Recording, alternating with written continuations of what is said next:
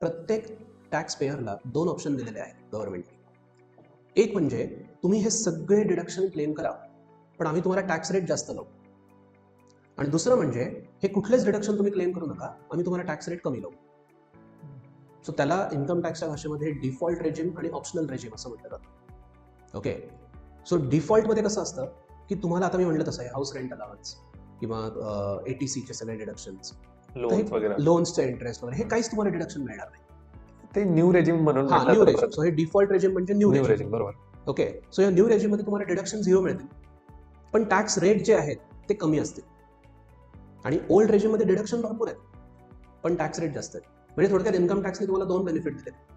एक तर कमी टॅक्स रेट आणि दुसरं म्हणजे डिडक्शन्स.